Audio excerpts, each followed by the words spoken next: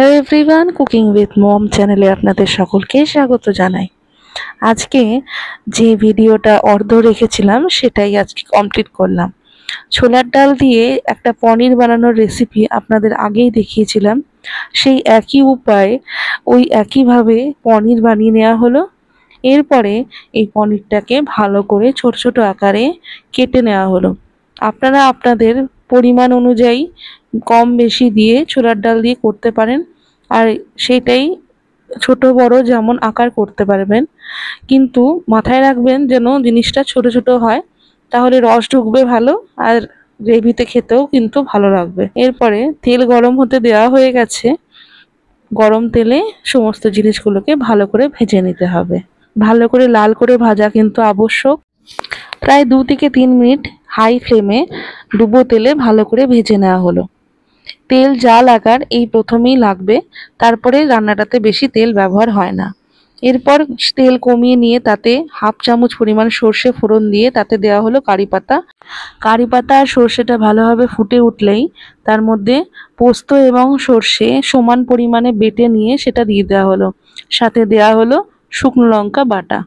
এরপর সামান্য পরিমাণ জল দিয়ে তাতে দেওয়া হলো 1 চামচ পরিমাণ হলুদ এবং 1 চামচ পরিমাণ লবণ। এরপরে ভালো করে নাড়াচাড়া করে নেওয়া হলো। মশলাটা কষানো অবধি অপেক্ষা করতে হবে। তারপরে দইয়ের মধ্যে 1 চামচ পরিমাণ চিনি দিয়ে সেটা এর মধ্যে দিয়ে দেওয়া হলো, আর দেওয়া হলো হাফ কাপ পরিমাণ জল। জল দিয়ে ভালো করে নাড়াচাড়া করে নেওয়া হলো। জল ফুটে উঠলেই এর মধ্যে আগের থেকে ভেজে রাখা বড়াগুলোকে দিয়ে দিতে হবে, মানে ছোলার ডালের পনিরগুলোকে দিয়ে দিতে হবে।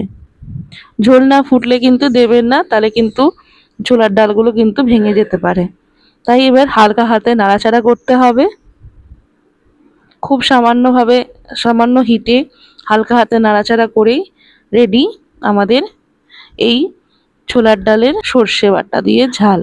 সর্ষে পোস্ত দুটোই আছে, আপনারা চাইলে শুধু পোস্ত দিয়েও করতে পারেন। জিনিসটা আরো একটু হেলদি হবে, খুবই ভালো খেতে হয়। সিজন চেঞ্জের দিনে আমাদের বাড়িতে সবারই জ্বর জারি রয়েছে, এই মুহূর্তে এই ধরনের রান্নাগুলো করলে কিন্তু খুবই ভালো হয়, খুবই মুখরোচক রান্না।